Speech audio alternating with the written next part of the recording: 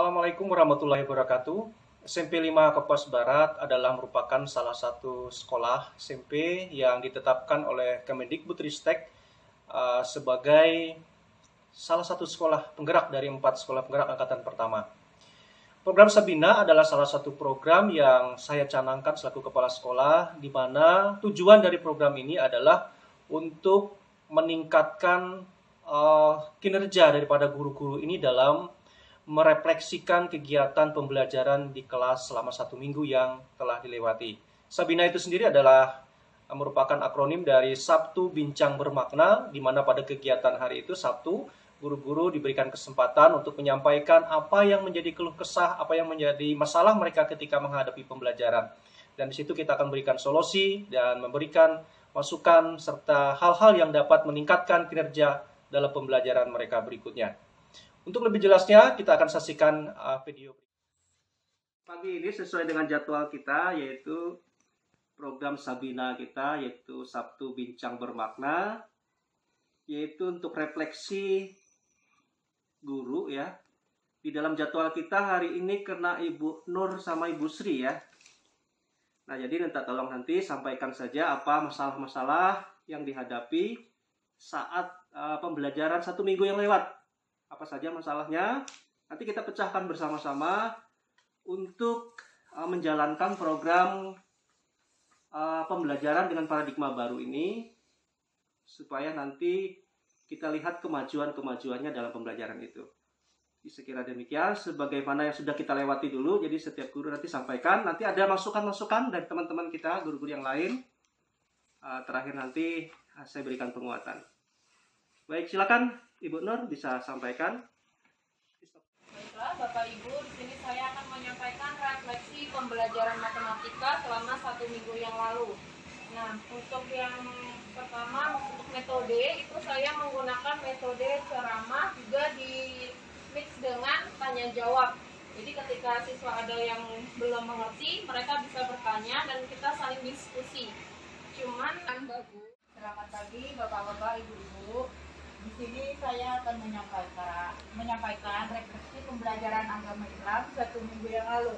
Di sini saya menyampaikan pembelajaran agama Islam dengan cara metode ceramah dan tanya jawab sudah menjelaskan.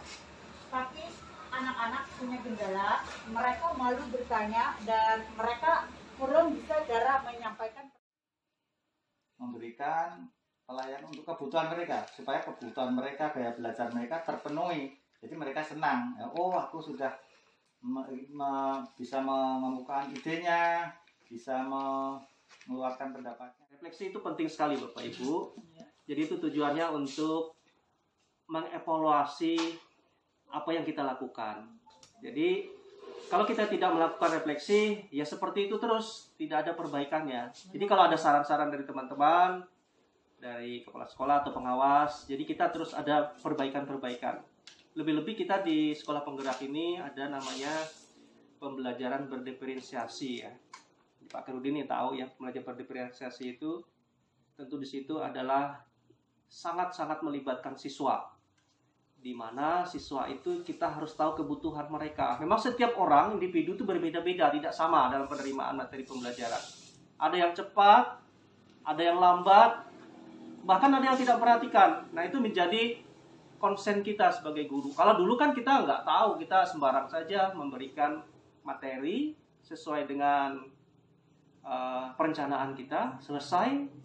Kita nggak tahu, siswa terserah. Yang penting nanti kita nilai.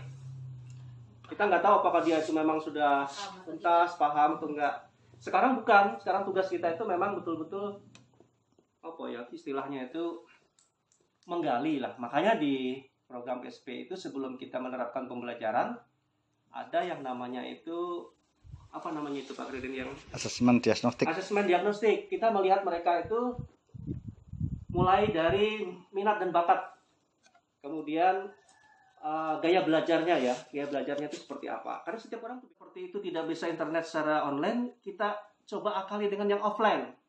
Kita download dulu ketika kita punya jaringan, saat kita ke Kuala Kapuas, masukkan dalam apa namanya di laptop, baru kita putarkan melalui LCD materinya apa saja yang ada kaitannya.